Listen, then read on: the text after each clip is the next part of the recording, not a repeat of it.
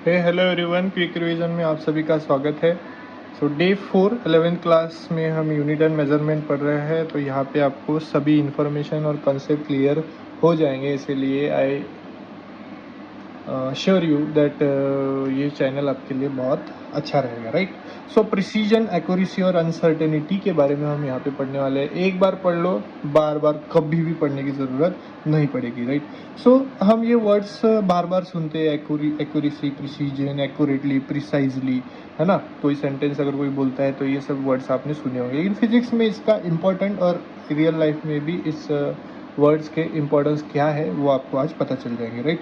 So accuracy means the observe value is how close to the actual value. मतलब अगर हमारा कोई answer आ रहा है, समझो किसी का रीडिंग है 12.04 सेंटीमीटर, तो आपने मेज़र करने के बाद आपका आंसर इसके कितने करीब आता है, that is your accuracy, right. कि कितने करीब आपका ट्रू वैल्यू, अगर ये हमारी ये ट्रू वैल्यू ये है, तो इस ट्रू वैल्यू के कितने करीब आपके आंसर्स आते हैं, that is the accuracy. So इसलिए इसको बोला गया observe value is how close to actual value. मतलब कि आपकी जो ऑब्जर्व वैल्यू आई है नंबर 1, नंबर 2, वो ट्रू वैल्यू के कितने क्लोज है, दैट इज़ योर एक्यूरेसी। उसको कहेंगे एक्यूरेसी, राइट। कि जो आंसर होता है उसके कितने पास आप पहुंच चुके हो, कितने पास में आप हो, दैट इज़ द एक्यूरेसी। अगर बहुत करीब हो, एग्जैक्ट उसी के पास हो या एग्जैक्ट वही है, तो यू हैव गुड एक्यूरेसी। तो 100% एक्यूरेसी आना पॉसिबल तो नहीं है, क्योंकि एनवायरमेंटल कुछ एरर्स होते हैं जो हमें जो है रैंडमली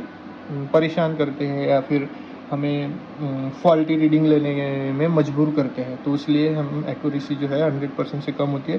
तो इसलिए हम बोल रहे हैं कि how close to the actual value, observe value जो हम लेंगे वो एक्चुअल वैल्यू के कितने क्लोज है वो हम यहाँ पे देखते हैं, राइट। तो दिस इज एक्यूरेसी। एक्यूरेसी समझ में आ गया। Now precision. अब प्रिसीजन क्या होता है? एक्यूरेसी तो आ गई, समझो क्लोज वैल्यू पहुंच गया, लेकिन प्रिसीजन इज वॉज, इसका डेफिनेशन मैंने इसलिए नहीं लिखा क्योंकि समझना इंपॉर्टेंट है। डेफिनेशन तो हम याद भी कर लेंगे। प्रिसीजन मतलब होता है कि पहला मैंने रीडिंग लिया, मेरा आंसर आया 12.03, दूसरा मैंने रीडिंग लिया, वो भी मेरा आंसर आया 12.03, तीसरा, चौथा, पाँचवा, 5 रीडिंग मैंने लिए, मेरे सारे आंसर जो है वो आ रहे हैं 12.03, 12.03, 12.03। तो इसका मतलब है यू हैव गुड प्रिसीजन, कि बार बार एक्सपेरिमेंट करने के बाद भी आपके जो वैल्यूज़ है वह इक्वल आ रहे हैं, तो आपका प्रिसीजन अच्छा है। This is the precision.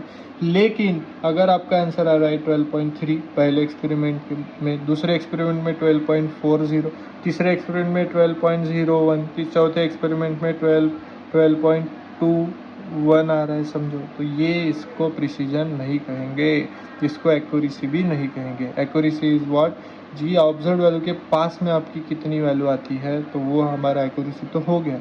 लेकिन बार बार अगर हमारे आंसर्स रिपीट सेम वही आ रहे हैं, so this is called precision. इसको कहते हैं हम प्रिसीजन, राइट।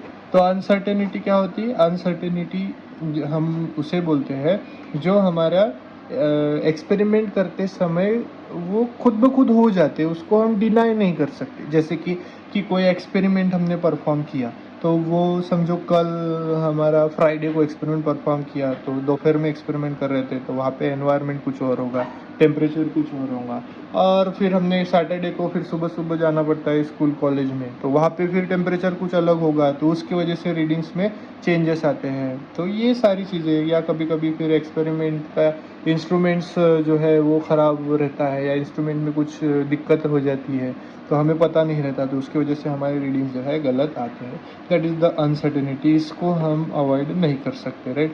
कर सकते हैं लेकिन वो हमारे हाथ में नहीं है, वो पहले से हमें पता नहीं रहती है, पता चलने के बाद हम उसे ठीक कर सकते हैं, राइट।